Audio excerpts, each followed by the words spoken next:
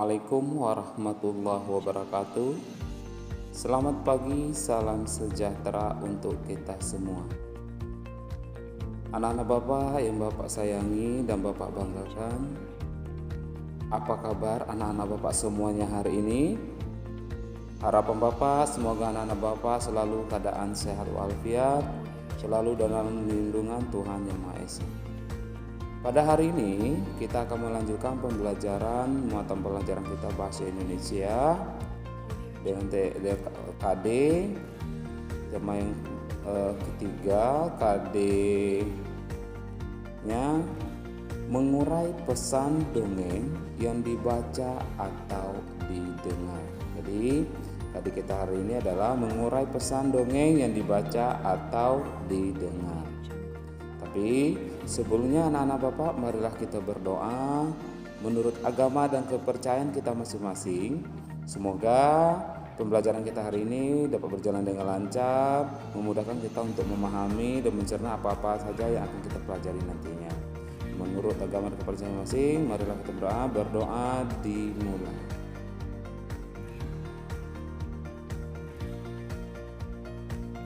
Selesai. Baiklah anak-anak Bapak semuanya, mengurai pesan dongeng yang dibaca atau didengar. Jadi kita akan mempelajari tentang dongeng, pesan-pesan yang terkandung dalam sebuah dongeng. Namun sebelumnya kita berawal dulu dari apa itu dongeng. Pengertian dongeng adalah cerita yang tidak benar-benar terjadi tetapi mengandung pesan moral di dalamnya. Jadi memang dongeng ini memang tidak nyata, memang tidak benar-benar terjadi, tetapi di dalam cerita yang tidak nyata atau benar-benar tidak terjadi ada suatu pesan moral yang bisa kita ambil sebagai masukan untuk diri kita. Nah, itu yang dipisahkan pesan moral. Nah, pesan moral ini bisa kita sebutkan juga dengan nilai-nilai pendidikan. Nah, nilai-nilai pendidikan yang bisa kita jadikan masukan untuk kita sesuai dengan apa-apa saja yang kita ambil, kita lakukan di kegiatan kita sehari-hari. Jadi bisa kita ambil makna positifnya, nilai-nilai pendidikannya tadi, pesan moral dari suatu dongeng. Memang dia tidak benar-benar terjadi, tapi ada pesan moral yang bisa kita ambil untuk acuan apa-apa saja kesalahan ataupun yang sudah kita lakukan, oh ternyata tidak boleh, nah kita bisa memperbaikinya. Jadi itu dongeng, cerita yang tidak benar-benar terjadi tapi ada nilai moralnya, ada pesan moralnya atau nilai pendidikannya untuk kita. Anak-anak semuanya, macam-macam dongeng apa saja Pak Mat? Ada apa saja macam dongengnya? Ada di sini. Ada yang pertama fabel, legenda, mite, sage dan farabel. Itu macam-macam dongeng. Ya, jadi ada 5 ya anak semuanya ya. Kita akan lihat dulu untuk 5 jenis-jenis dongeng berserta dengan penjelasannya. Yang pertama ada fabel tadi anak-anak semuanya. Apa itu fabel? Fabel adalah dongeng yang menceritakan tentang kehidupan binatang. Ya, ini salah ketik anak Bapak ya. Jadi fabel ini adalah dongeng yang menceritakan tentang kehidupan binatang. Berarti para tokohnya adalah para binatang. Jadi mungkin anak-anak Bapak selama ini sudah pernah membaca buku dongeng. Nanti ketemu, oh iya masih ingat cerita. Misalnya contohnya di sini si kancil yang cerdik, kancil dan buaya, kancil mencari timun. Oh, berarti itu termasuk jenis dongeng fabel. Iya, begitu ya anak-anak Bapak semuanya ya. Kalau dia menceritakan tentang kehidupan binatang, maka dia disebut dengan fabel.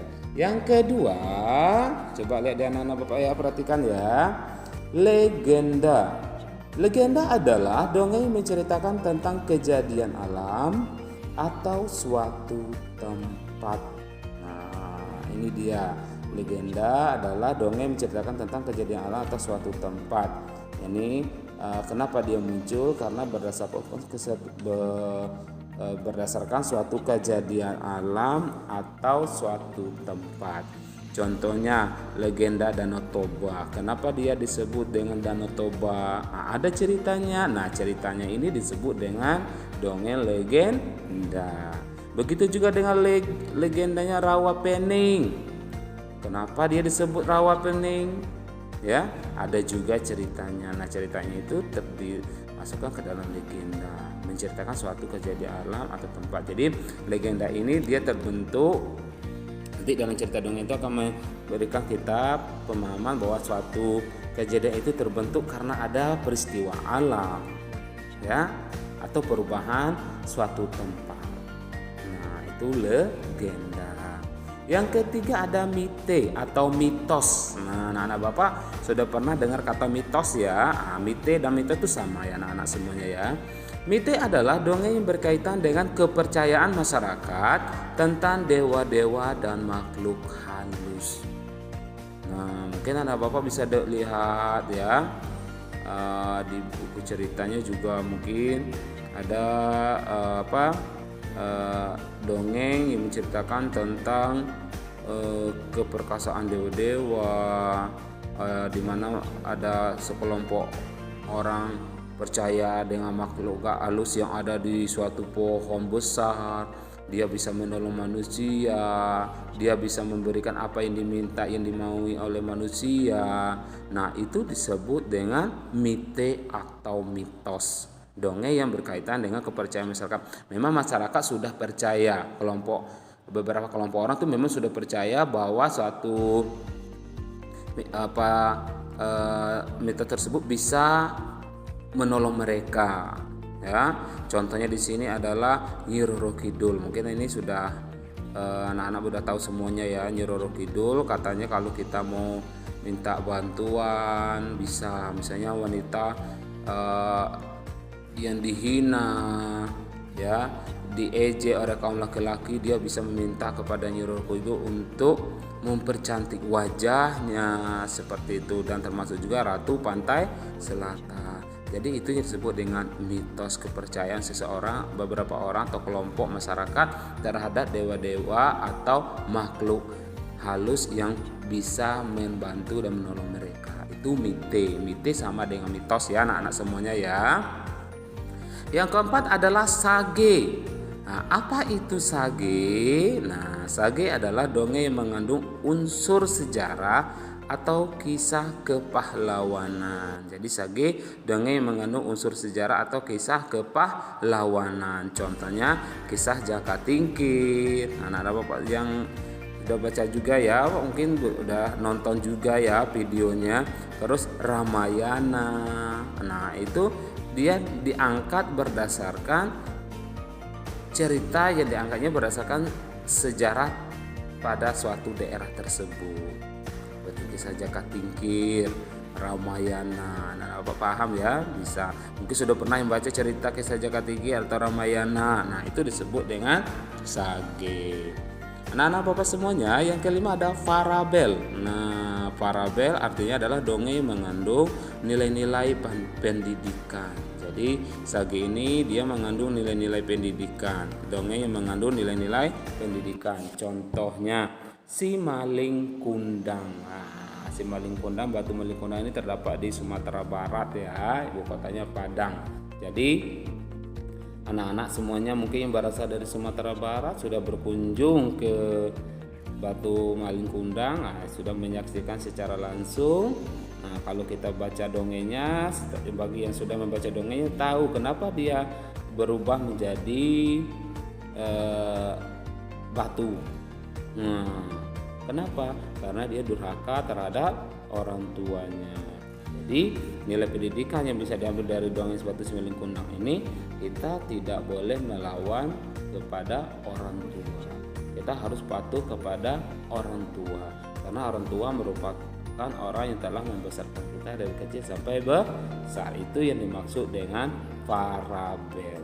Oke anak-anak Bapak semuanya ya. Inilah 5 jenis-jenis dongeng beserta penjelasannya dan contohnya ya. Kemudian yang terakhir untuk materi pada hari ini kita lihat unsur-unsur dalam sebuah dongeng. Nah, ini yang harus anak-anak Bapak ketahui ya, unsur-unsur dalam sebuah dongeng ada 4. Yang pertama ada tokoh ya.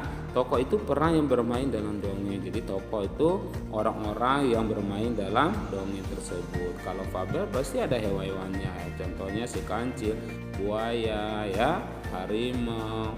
Nah, dan segala macamnya. Kemudian yang kedua ada amanat. Amanat itu apa Pak?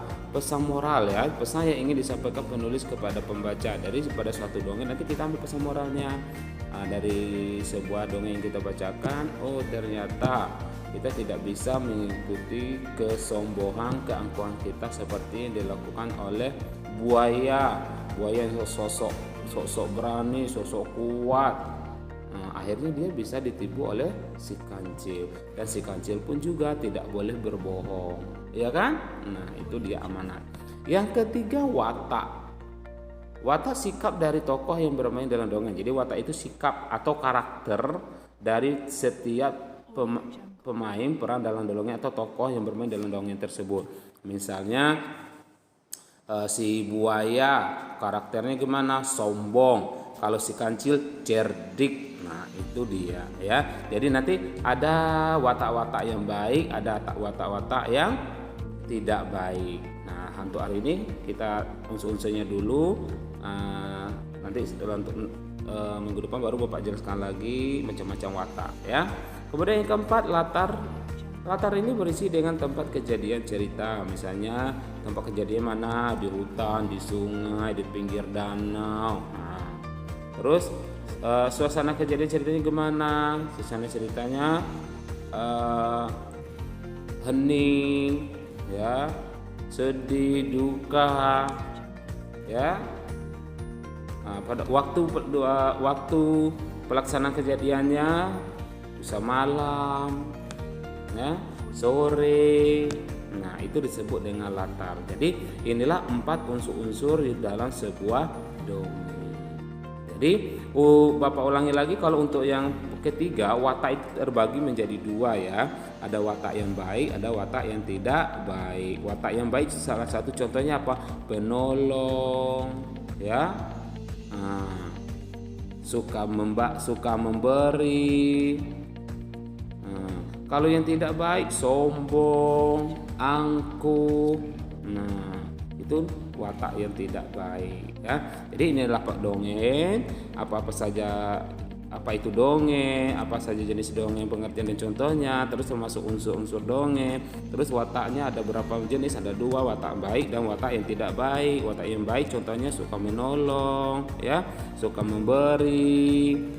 Nah, terus watak yang tidak baik sombong, angkuh. Nah, itu termasuk watak yang tidak baik. Jadi inilah tema kita mengambil pesan-pesan dari dongeng yang sudah kita baca. Jadi sebelum kita membaca dongeng, Bapak jelaskan ini dulu. Nanti minggu depan baru kita baca lagi dongeng yang terdapat di buku kita. Jadi untuk hari ini cukup sekian. Terima kasih atas perhatiannya ya. Silahkan ditulis kembali di buku tulisnya karena ini tidak ada di dalam buku paket kita ya, untuk membantu anak Bapak nanti ketika melaksanakan mengerjakan tugas dari Bapak, ulangan atau ujian nantinya. Terima kasih atas perhatiannya. Wassalamualaikum warahmatullahi wabarakatuh. Sampai jumpa lagi.